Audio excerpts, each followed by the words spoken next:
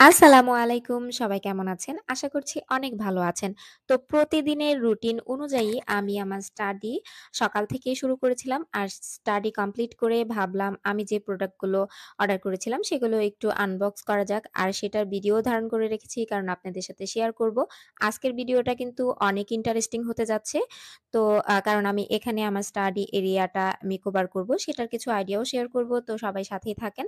আর দেখতে থাকেন। আর এই প্রোডাক্টগুলো কিন্তু আমি দারাজ থেকে একটা প্যাকেজ অনুযায়ী অর্ডার করেছিলাম। এটা হচ্ছে একটা আম আল কি বলবো? ডিম লাইটের মতো একটা প্রোডাক্ট যেটা আপনি লাগালে আ ঘরে ডিম লাইটের আলোটা দেবে। এখানে সেন্সর লাগানো আছে যার কারণে যখন অন্ধকার হবে তখনই আলোটা জ্বলে উঠবে। যাদের ঘরে ছোট বেবি আছে তারা কিন্তু এটা নিতে পারেন। এমনি আলো জ্বালিয়ে ঘুমানো অনেকের অভ্যাস নেই। তারা কিন্তু এই ডিম লাইটটা জ্বালিয়ে ঘুমালে দেখা যাবে যে ঘরটাও আলোকিত মোটামুটি দেখা যাচ্ছে। আর মানে এমনি লাইটটাও জ্বালিয়ে রাখতে হচ্ছে না। আর ওই প্যাকেজটার ভিতরে এটাও ছিল। এটা মূলত মাটি খুঁড়ে গাছ লাগানোর কাজে লাগবে। যারা গাছ লাগাতে পছন্দ করেন তাদের অনেক উপকারে আসবে। আর এটা আসলে কি প্রোডাক্ট আমি সত্যি জানি না। কারণ এটা এই প্যাকেজের ভিতরে ছিল যার কারণে আমার মানে অর্ডার করতে হয়েছে। কিন্তু এটা কোন কাজে আসবে বা কেন দেওয়া হয়েছে, কিভাবে ইউজ করে এটা আমি সত্যিই জানি না। তো যদি কেউ জেনে থাকেন আমাকে অবশ্যই কমেন্ট করে জানাবেন। আর সবথেকে যে জিনিসটা আমার পছন্দের ছিল, যার কারণে আমি এই পুরো প্যাকেজটা অর্ডার করেছি সেটা হচ্ছে এই টা।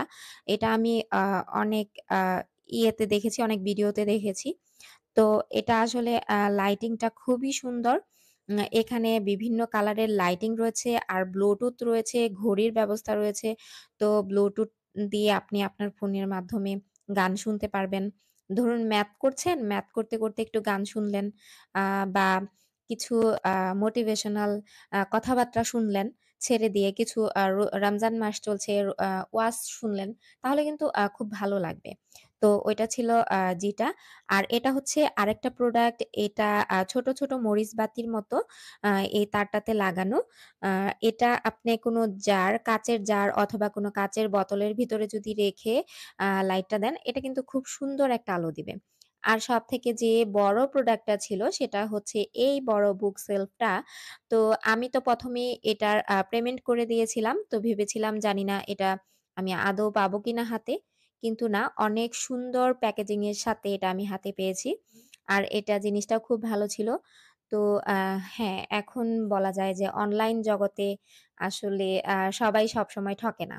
তো যাই হোক, একটা বিশ্বাস তো হলো। আর এইটা হচ্ছে আমার পুরাতন স্টাডির মানে বইগুলো আমি এখানে রাখতাম এই বুক সেলফে। তো বই রাখতে, রাখতে এটার এমন অবস্থা হয়েছে, এটা একদম বেঁকে গিয়েছে। এখানে আর বই রাখার মতো কোনো অবস্থা নেই। আর হচ্ছে মানে আমি বই না খুঁজেও পেতাম না। দেখা যেত পড়ার জন্য একটা বই খুঁজতে যেতাম, অনেকক্ষণ টাইম আমার ওয়েস্ট হয়ে যেত। এমনিতেই টাইম পাওয়া যায় না। তার উপরে যদি আপনার একটা জিনিস খুঁজতে যেয়েই অনেকক্ষণ টাইম নষ্ট হয়ে যায়, তখন কিন্তু আর পড়ার সেই মন মানসিকতা থাকে না। তো এর জন্যই মূলত আমি এটা অর্ডার করেছি। এটা আমার অনেক কাজে দিবে। কারণ এখানে বইগুলো রাখলে বইগুলো সহজেই খুঁজে পাওয়া যাবে এবং দেখা যাবে। আরেকটা কথা, আমি কিন্তু এগুলো কোনো কিছুই মানে কোনো ইয়ের পক্ষ থেকে প্রমোট করছি না। আমি জাস্ট আমার নিজের প্রয়োজনে এগুলো কিনেছি। আর আপনাদের সাথে শেয়ার করছি। আপনারা যদি চান এগুলো পারচেজ করতে পারেন। অনেক আপুরা কমেন্টে জানতে চান যে আমি প্রতিদিন কয়টা সাবজেক্ট পড়ি বা কিভাবে পড়ি, রিভিশন প্রতিদিন দেই কিনা। তো আপুদেরকে অসংখ্য ধন্যবাদ আমাকে কমেন্ট করার জন্য। আর আমি প্রতিদিন আসলে ৩ টা সাবজেক্ট পড়ার ট্রাই করি। ৩ টা সাবজেক্ট প্রতিদিন রাখি। এর ভিতরে ইংলিশ আর ম্যাথটা প্রতিদিন করি। প্রতিদিন রেগুলার রুটিনে আমার থাকবেই। আর এর ভিতরে বাকি যে সাবজেক্ট গুলো রয়েছে মানে ইংলিশ আর ম্যাথ বাদে যে সাবজেক্ট গুলো রয়েছে সেগুলোকে আমি একটা সাবজেক্ট হাতে নিই। আর সেটার ৭ দিনের একটা রুটিন করি সিলেবাস অনুযায়ী। তো ৭ দিন রুটিন করার পর ৬ দিন পড়ার পর ৭ দিনের দিনে আমি সেই সাবজেক্টটার ৭ দিনের রুটিন অনুযায়ী সেটার রিভিশন করি। তো এভাবে ৭ দিন পরে সেটার যদি সিলেবাস আনকমপ্লিট থাকে তাহলে আমি আবার ৭ দিনের রুটিন করি। সেটাকে আবার এই সেম প্রসেস এ পড়ার চেষ্টা করি। তো এইভাবে আমি একটা সাবজেক্ট শেষ করি। একটা সাবজেক্ট শেষ করার পর যে আরেকটা সাবজেক্ট হাতে নিই আর সেটারও সেম প্রসেস এ আমি ৭ দিন, ৭ দিন করে সিলেবাসটা কমপ্লিট করার চেষ্টা করছি। আর ৬ দিনের পড়া যখন আমার হয়ে যাচ্ছে, ৭ দিনের দিন আমি রিভিশনটা করি। তো এভাবেই আসলে আমি পড়ি। আর এটা হচ্ছে আমার মানে স্টাডি ডেকোরেশন। তো মোটামুটি কমপ্লিট হয়ে গেছে। এটা হচ্ছে রাতে মানে আলোগুলো জ্বালালে এমনটা হবে। কেমন লাগছে অবশ্যই কমেন্টের মাধ্যমে জানাবেন। তো আসলে এগুলো সবকিছুই আমি আমার নিজের পকেটের টাকা দিয়ে কিনেছি। তো জিনিসগুলো তো আর ফেলে দেওয়ার না। যদি আমার এগুলো অন্য কোনো কাজে নাও লাগে তারপরেও কিন্তু এগুলো আমার ঘরে থাকবে। ঘরের সৌন্দর্য রক্ষা করবে। তো এর জন্য মূলত কিনা। টাকা নষ্ট হলেও কিন্তু যখন একটা জিনিস আপনার পছন্দ অনুযায়ী হয় তখন কিন্তু তেমন একটা খারাপ লাগে না। আর যদি দেখেন যে আপনার জিনিসটা পছন্দ হয়নি, তখন কিন্তু অনেক আফসোস লাগে যে আসলে কেন কিনলাম? এটা কেন হলো? এরকম কিন্তু মনে হয়। তো যাই হোক সবাই কিন্তু জানাবেন কেমন লাগছে। আর একটা কথা যারা এখন তো সময় একদমই কম, যারা প্রিপারেশন মোটামুটি গুছিয়ে ফেলেছেন, যারা একদম সিরিয়াস ভাবে এইবার ৪৭ তমটা দিবেন, তাদের জন্য আমার পক্ষ থেকে অনেক, অনেক শুভকামনা, অনেক ভালোবাসা। পরিশ্রম যেহেতু করেছেন সেটার ফল অবশ্যই পাবেন। আর আমি জানি পরিশ্রম কখনো বৃথা যাবে না। এটা আমি একদম মানে আমার লাইফে অনেক কিছুই তো আমি দেখেছি।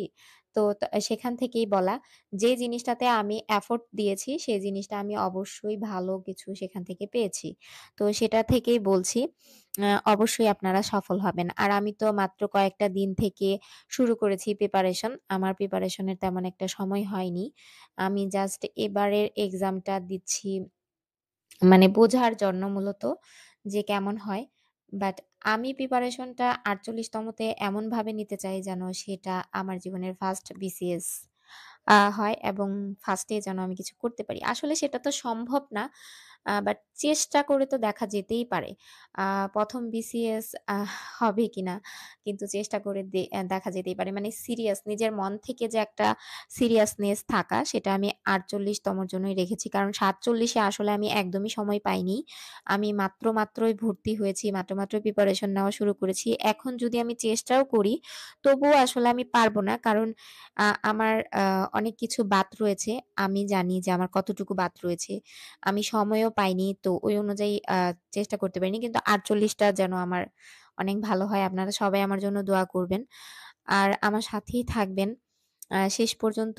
অনেকে বলেন যে আ মানে কিভাবে দীর্ঘ সময় মোটিভেশন ধরে রাখবো। আসলে পড়াশোনাটা করতে থাকেন, আম দেখবেন মোটিভেশন এমনিতেই চলে আসবে। পড়াশোনা এমন একটা জিনিস ১ম অবস্থাতে ভালো লাগে না, বসে থাকতে ভালো লাগে না, পড়তে ভালো লাগে না। কিন্তু যখন আপনার অভ্যাসটা হয়ে যাবে, পড়তে ভালো লাগবে, অনেক নতুন কিছু জানতে পারবেন, তখন পড়াশোনাটা অনেক ভালো লাগবে, পড়তে অনেক ভালো লাগবে। ইচ্ছে করবে যে আরেকটু বেশি করে পড়ি, সময় যখনই পাই তখনই বইটা নিয়ে বসি। এটা আসলে ইচ্ছে করবে। পড়াশোনার মজাটা যদি কেউ একবার বুঝে যায়, তখন পড়াশোনা ছাড়া সে আর কিছুই বোঝে না। এর জন্য আপনাকে একটু সময় দিতে হবে। আপনার টেবিলে একটু বসতে হবে, আপনার নিজেকে একটু সময় দিতে হবে। তাহলেই সম্ভব। আ আমি মনে করি তাহলেই সম্ভব। আর দেখতে পাচ্ছেন এই যে স্ট্যান্ডটা, এই স্ট্যান্ডটা কেনার পেছনেও একটা রহস্য রয়েছে। মানে রহস্য বলবো একটা কাহিনী রয়েছে। আমি কিন্তু ফার্স্ট এ স্ট্যান্ডটা কিনি নাই। কারণ আমি জানি যে এই স্ট্যান্ডটা হয়তোবা আমার কিনা ঠিক হবে না। তো আমি মাত্র চ্যানেলটা ক্রিয়েট করেছি। আমি জানি না চ্যানেলটা আমি দাঁড়া করাতে পারবো কিনা। তো এর জন্য আমার তখন বাজেটও ছিল না, কিনাটা ঠিক হবে না। এটাই ভেবেছিলাম। তো ১ম অবস্থায় আমি ১৫০০ সাবস্ক্রাইবার অর্জন করেছি। সেটা ১ মাস ১৭ দিনে।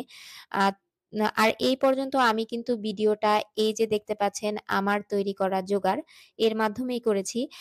তো এই জোগাড়ের মাধ্যমেই আমি ১৫০০ সাবস্ক্রাইবার অর্জন করেছি। এটা সম্ভব হয়েছে শুধুমাত্র আপনাদের ভালোবাসা থেকে। তবে ওই মুহূর্তে যদি হয়তোবা আমার হাতে টাকা থাকতো, বাজেট থাকতো, আমি হয়তোবা কিনে ফেলতাম।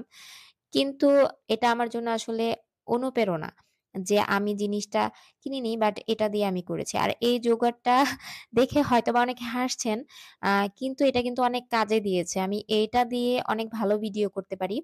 আবার ইচ্ছে যদি হয় এটাকে কিন্তু আমি ফুলদানিও তৈরি করে ফেলতে পারবো। কারণ এখানে যদি আরেকটু রং-টং করে একটু কারুকাজ করা হয়, একটু সময় দিলেই সুন্দর ফুলদানি হয়ে যাবে। তো আজকের মতো এই পর্যন্তই। সবাই ভালো থাকবেন, সুস্থ থাকবেন। আল্লাহ হাফেজ।